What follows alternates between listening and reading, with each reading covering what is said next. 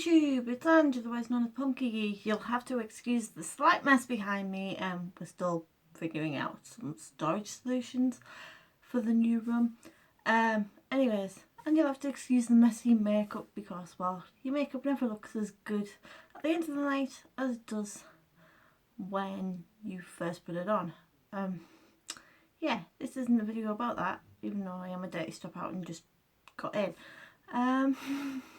Anyways, Brexit. Yes, it's another video about that B word, but it seems appropriate since I've ranted about it on this channel quite a lot. Anyways, so we're kind of out of the EU now, only we're not. Let me explain that one. So, before, it was all about the negotiations on how to negotiate. So, it's official, we are leaving the EU.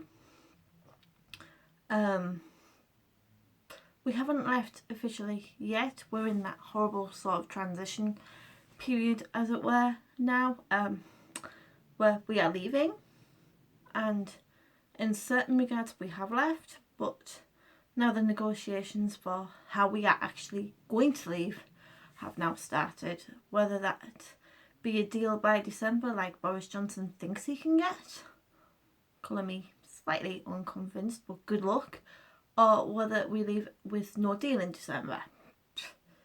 But we actually officially leave on January 2021. So yeah, don't know how to feel about that. Part of me is just relieved that it's all over and we can move on and maybe get on with our lives, however they may be affected by the deal and whatever. The other part of me is like really kind of sad that it came to this. I don't know, part of me is just really tired of the whole thing, if I'm honest.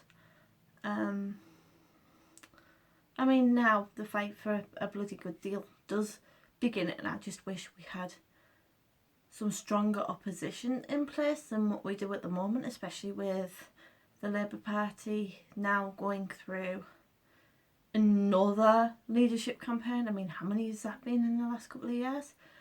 But part of me really hopes that it's somebody like Keir Starmer that wins rather than Rebecca Long-Bailey. I think we have a good chance of a stronger opposition with somebody like Keir Starmer in place rather than Corbyn light. Don't get me wrong, I liked Corbyn and what he did in certain respects. Could have done without the whole anti-Semitism thing and all the other garbage that came out. That really should have, you know, been dealt with rather than swept under the carpet like the party did appear to do. But anyway, that's beyond the point of this video. But yeah, if you're wondering, if I was a Labour member, I would be voting for Keir Starmer and then Angela Rayner as deputy. But of course, I think they're the best people for the job. Anyhow, Brexit. So yeah, we're leaving.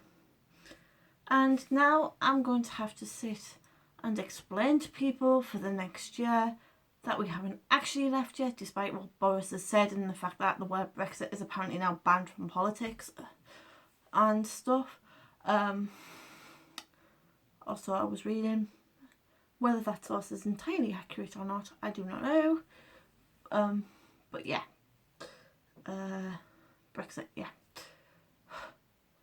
But like boomers especially are like, well, we managed it before we joined the EU, and I'm like, okay, but the world has moved on significantly in that time.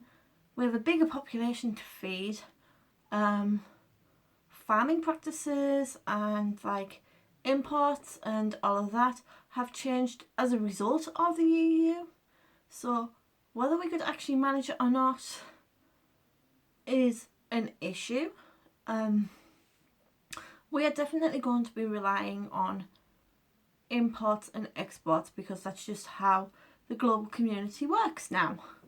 So we want a good deal with our neighbours and not a no deal, because I think a no deal would strike disaster if we entered WTO rules, and at the same time, like this so-called deal with America and Trump, I remain unconvinced by that, because like, who really wants to eat chlorinated chicken and Twinkies? Having had Twinkies, they are disgusting. How can people call that food, let alone tasty? But yeah, what really worries me about this trade deal, and I know ministers have kept on saying the NHS is not for sale and it's not going to be part of the trade negotiations, especially in light of the Harry Dunn case and the diplomat's wife who refuses to come and ask questions, and at the same time Prince Andrew, who apparently, depending on which source you read, is not being the most helpful with that particular investigation. Look, it's going to be complicated, and at the end of the day,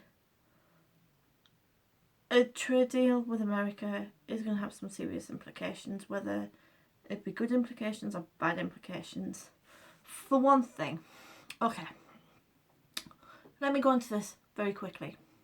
American food standards are very, very, very different from British food standards at the moment, because we follow EU food standards. EU food standards are one of the strictest in the world, for good reason. And there's a lot of things that America can't trade with the EU. One of them being chlorinated chicken, for example, because who wants to eat this chicken that is like covered in the same stuff that they use in swimming pools to kill off all the germs? I mean, it's fine in a swimming pool, you generally shower and get rid of all the chlorine off your skin afterwards. I'm not sure I want to be putting that into my body, but also, like, things like bread. We wouldn't be able to eat American bread under current food standards, because it includes some horrible, nasty chemicals that are carcinogenics. Same with, like, for example, milk, because they just pump it full of crap. And if you're wondering what a carcinogenic is, it's basically cancer causing. Of course, the other thing with America and a trade deal, even if we get past that food standards thing, which is a really big thing, by the way, because, like, who wants to be eating food that's been known to cause cancer, or suspected to cause cancer? Not like the food itself, obviously, but the stuff that they put into it. And if you're really interested in all of the science stuff, I will put a link below for a couple of articles that explain the stuff that is banned and why it is banned, if you want to do some further reading on that, because I'm having brain fail at the moment. I'm switched medications and it's a thing. But yeah, not only do we have that implication when it comes to food standards, but the big thing that we're talking about in the press at the moment, whether it be right or wrong, I don't know, I'm not an expert in this, I'm just a person with a passing interest, is medicine prices. Obviously the US health system is very, very different from the UK health system, and the NHS is a wonderful thing that America does not have, and if we were in America, we won't get treatment without being like bankrupt or having some really, really good insurance, from what I gather. But yeah, medicine prices, that's like a thing that does concern me, because I'm on quite a lot of medicine. My family is on quite a lot of medicine, and my friends are on quite a lot of medicine. If them prices were to go up, obviously that would mean prescription prices go up, and they're really expensive as it is. I'm lucky in regards to that I do get my meds for free, because of the benefits that I'm on at the moment, but whether that keeps on happening remains to be seen as well. But yeah, I don't know. I'm kind of rambling, but I'm just trying to explain my concerns. Yeah. Is a trade deal with America worth putting British people's lives at risk? Because if medicine prices go up, obviously the NHS needs to recoup that cost somewhere, and it's either going to be we stop prescribing these medicines that can save people's lives, or we're going to have to pass the cost on to patients, which means increased prices. And for people who are struggling with medical prices already, I mean, yes, there are schemes out there if you qualify, but not everybody qualifies, and for those that don't qualify and are already struggling to pay for the medicine, that is going to have a horrible impact on them. So yeah, I mean, we've got a year to see how all this plays out. I hope that my fears are misplaced.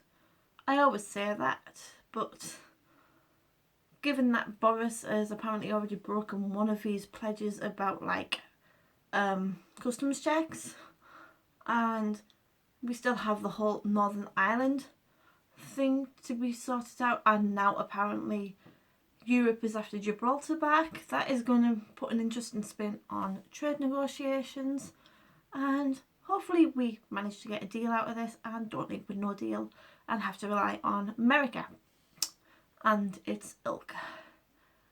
Anyways, I've rambled on long enough. I've been Ange. Next time it won't be a politics video, I can guarantee that. But until then, I've been Ange. If you've liked this ramble, give it a thumbs up. If you haven't, give it a thumbs down. It's all good feedback and lets me know where I'm going right and where I'm going wrong. And maybe click that subscribe button because my face should be on screen now. And I will see you next time. Bye.